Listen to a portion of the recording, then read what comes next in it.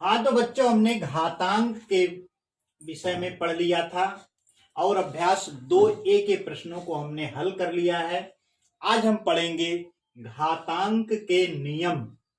तो पहला नियम इसका यह है कि यदि a एक शून्येतर धनात्मक परिमेय संख्या, शून्येतर का अर्थ है शून्य के अतिरिक्त, a शून्य नहीं होना चाहिए। तो यदि एक शून्येतर धनात्मक परिमेय संख्या तथा यम और यन दो धन पूर्णांक हो तो a की घात यम गुणे a की घात यन बराबर a की घात यम धन यन। ये घातांक का पहला नियम है। आइए उदाहरण की सहायता से इसको समझने का प्रयास करते हैं। 3 की घात 4, a के स्थान पे हमने 3 ले लिया है, गुणे 3 की घात 5 बराबर क्या हो जाएगा। इस नियम को आप अप्लाई करिए। यहां पर आप देख सकते हैं a के स्थान पे हमने 3 लिया है और यम के स्थान पे हमने 4 लिया है, यन के स्थान पे हमने 5 लिया है। तो हमारा घातांक का नियम यह कहता है कि घातें क्या होंगी, जुड़ जाएंगी। दोनों का आधार एक ही है, एक ही आधार पर घातें क्या होती हैं, जुड़ जाती हैं। 4 धन 5 दोनों घातें जुड़ गई तो आपको क्या प्राप्त हुआ, 3 की घात 5, 4 और 5 क्या हो जाएगा, 9। आइए एक और उदाहरण देखते हैं। मान लीजिए 1/2, 1/2 की घात 2 है गुणे 1/2 की घात 6 है बराबर। यहां पर आप देख सकते हैं a के स्थान पे हमने 1/2 लिया है, यम के स्थान पे 2 है, यन के स्थान पे 6 है।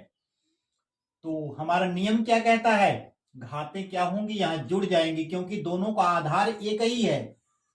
1/2 का घात ये 2 है, ये 1/2 की घात 6 है। तो 1/2 की घात 2 धन 6 हो जाएगा और 2 और 6 आप जोड़ेंगे तो कितना हो जाएगा, 1/2 की घात 8 हो जाएगा। तो इस प्रकार से हम घातांक का पहला नियम हमने सीखा और इसका कैसे प्रयोग करते हैं इसको हमने सीखा। आइए हम पढ़ते हैं घातांक के दूसरे नियम की तरफ।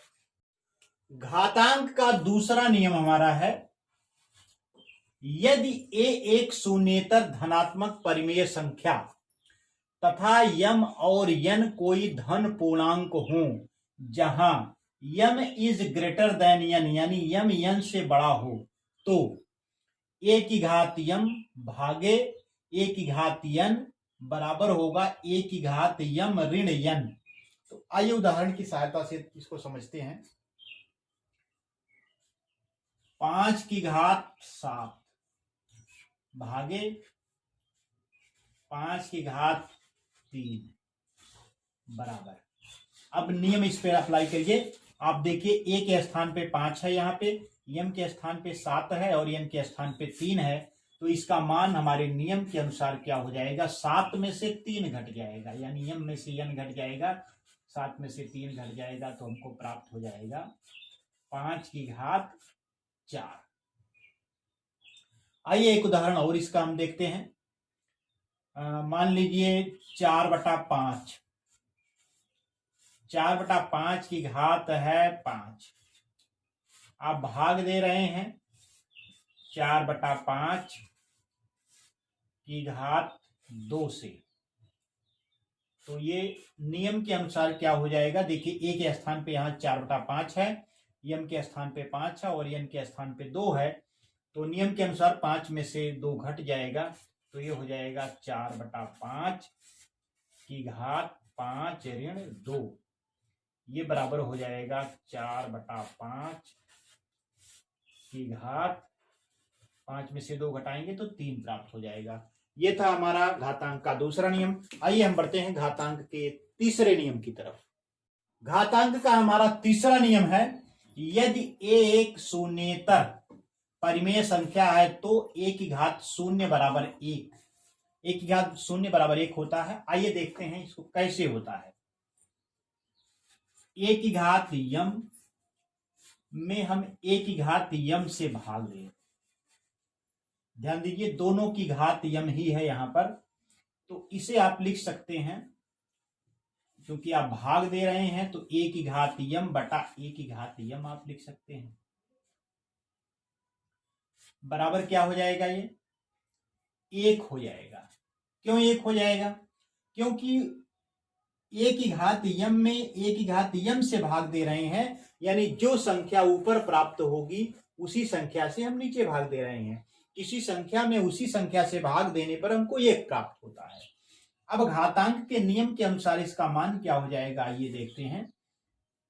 a की घात यम ऋण a की घात यम हो जाएगा, क्योंकि घातांक का हमारा दूसरा नियम कहता है कि a की घात यम भागे a की घात यन बराबर हो जाता है a की घात यम ऋण यन हो जाता है।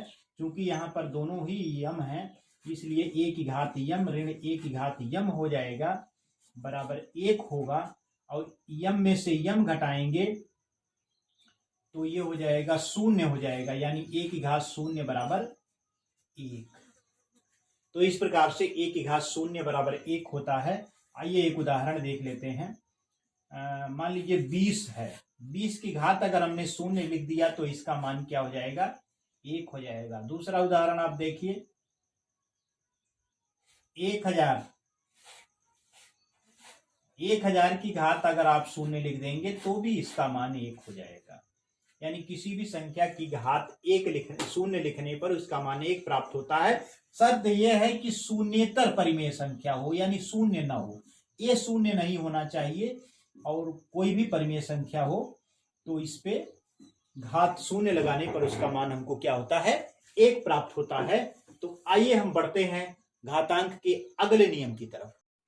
घातांक का चौथा नियम हमारा है, यदि a एक परिमेय संख्या तथा यम और यन कोई धन पूर्णांक हो तो a की घात यम की घात यन बराबर होता है a की घात यम गुणे यन। आइए इसका एक उदाहरण देखते हैं।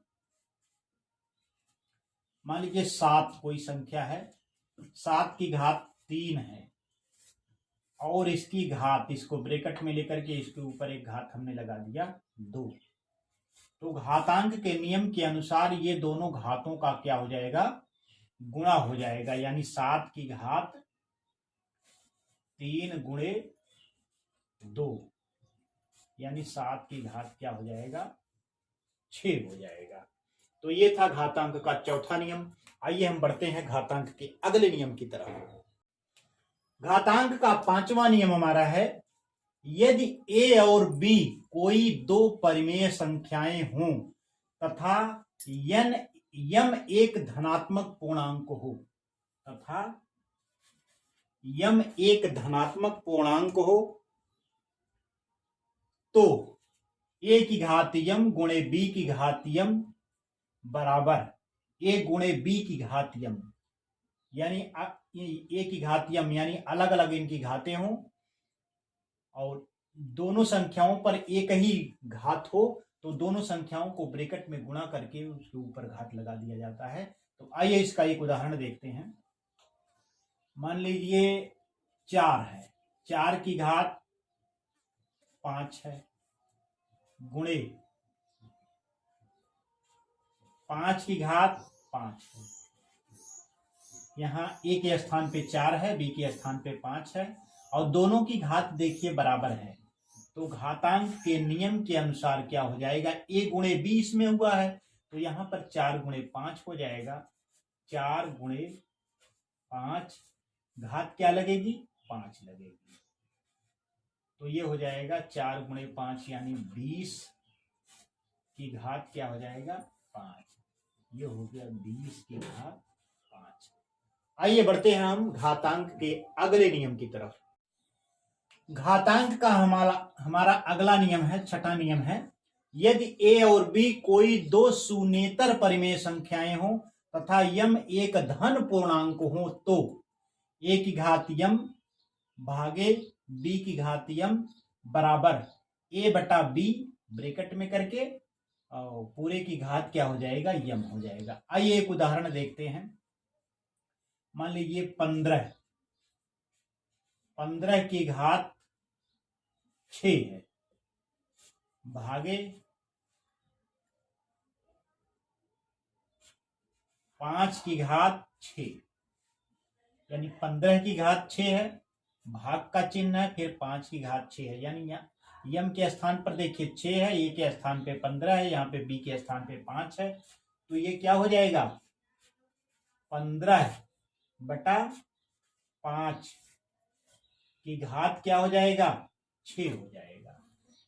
ठीक है, और 15 में आप 5 से भाग देंगे तो 5 तिहाई 15 यानी 3 हो जाएगा, यानी 3 की घात 6 हो जाएगा। तो इस प्रकार से घातांक के नियम 6 नियम थे जिसको हमने समझा दिया है, और अगले प्रश्नावली और अगले वीडियो के साथ पुनः मिलेंगे। धन्यवाद।